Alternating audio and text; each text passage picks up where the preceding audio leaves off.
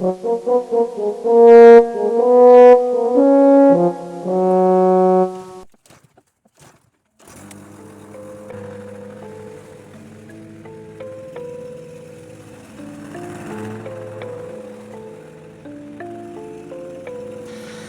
you guys, so for starters, let's go ahead and talk about doing your perimeter first. It's kind of like swimming at a swimming pool. You want to find the side of the swimming pool first before you swim from one side to another. Well, that's what we're doing. We're making our perimeter, and then after that, we just focus on making straight lines as possible and going from one side or another. You want to try not to, go too far into someone else's property. You really want to pay attention to the property lines because, believe it or not, even though you might think, okay, well, I'm helping them out, they got less grass to cut, they might actually be doing something specifically to their yard or property, and they might not like it very well if you come across their line and cut their grass.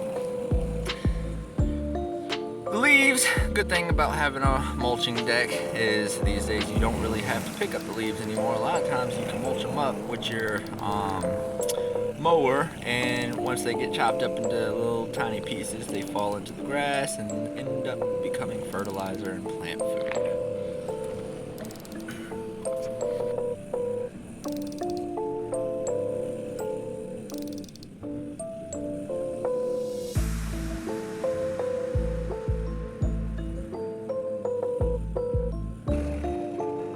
Now, the object with your lines is to try and focus to overlap.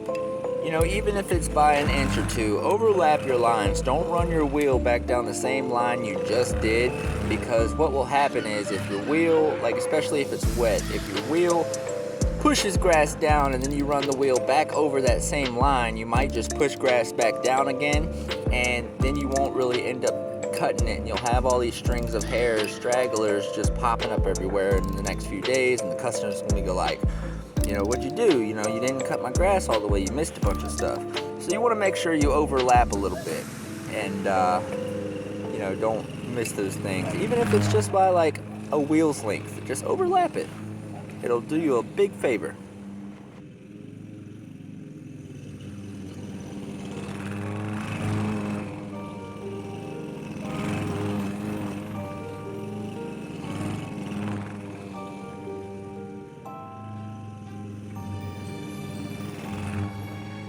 You guys, those of you who are looking at life from a fitness point of view, cutting grass is a really good workout. It has all the walking and steps that you need to burn a bunch of calories, but you got to push this lawnmower around a yard and walk every single inch of it, and you're using most of your muscles in your body to do so. And these movements are not only creating strength in your muscles, but they're also probably burning a lot of calories and helping you slim down and all that good stuff.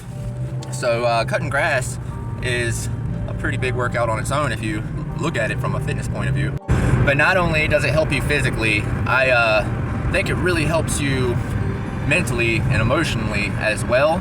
When you're out there, you've got all the time in the world, you're just walking back and forth in patterns, and it starts to get old, but you just start walking back and forth, the next thing you know, you get zoned out and lost in your mind, lollygagging and daydreaming. But it helps. You end up working through a lot of the issues in your head right then and there when you're sitting there doing the job, because you got nothing better to do, and next thing you know, the job's done and you done fixed something that you were worried about. And if you're anything like me and you find yourself finding all types of work all over the place, then you'll probably have more than one job lined up, as far as the grass cutting goes in one day, so you can knock it all out at once, which means you're gonna end up doing a lot of exercise, because it's a lot of walking and a lot of pushing and a lot of pulling, but you're also probably gonna work through a lot of stuff in your head, and you're probably gonna be able to approach these issues with a more calm and collective and focused mind, because you had time to self-reflect and figure these things out.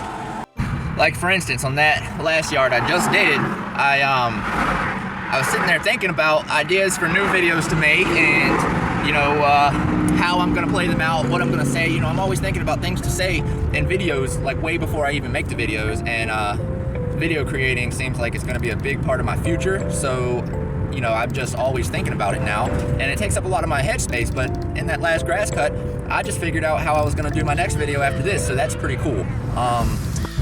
And then of course now doing these next 2 yards, I'm gonna have enough time, a good 45 minutes or so, to reflect on something else and figure it out, you know. There's weeds growing out of the lawnmower.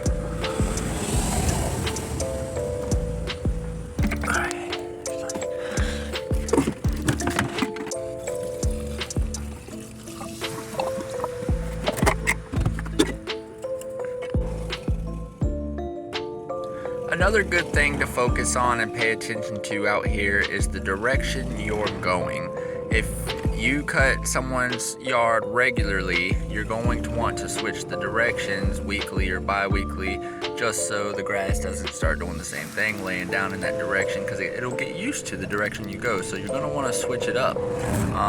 Also, if you are doing someone's yard, you want to make sure you put all the stripes on each side of the yard going in the same direction. It'll look more uniform and professional that way. If you go across the yard and all the stripes are just in different directions on all sides of the house, sometimes customers might be a little picky about that. They might think it's tacky. So just be mindful about the direction you're going.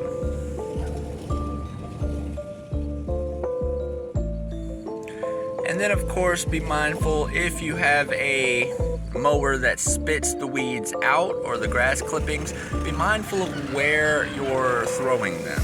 You know, how you angle your mower plays a big part in this. Otherwise you're gonna get weeds in people's beds and everybody's gonna have grass growing with their flowers and stuff, and they're not gonna like it very much. So you just gotta be mindful about things like that.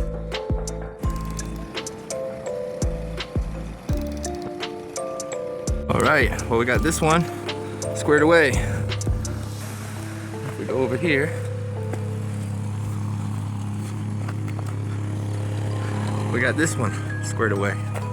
Now we just gotta go ahead, pull out the weed eater, hit the weeds, and we'll be done. When weed eating, you want to try to get as close to the house as you can without tearing up their siding. The best way to do this is to try to lift up the back end of the weed eater and angle it towards the ground, almost like if you were edging, but still in a flat trimming motion. You're going to want to try also not to scalp up the ground when you're doing this. And if you end up having to weed eat around things like rocks or sticks or something, just be mindful of where they go.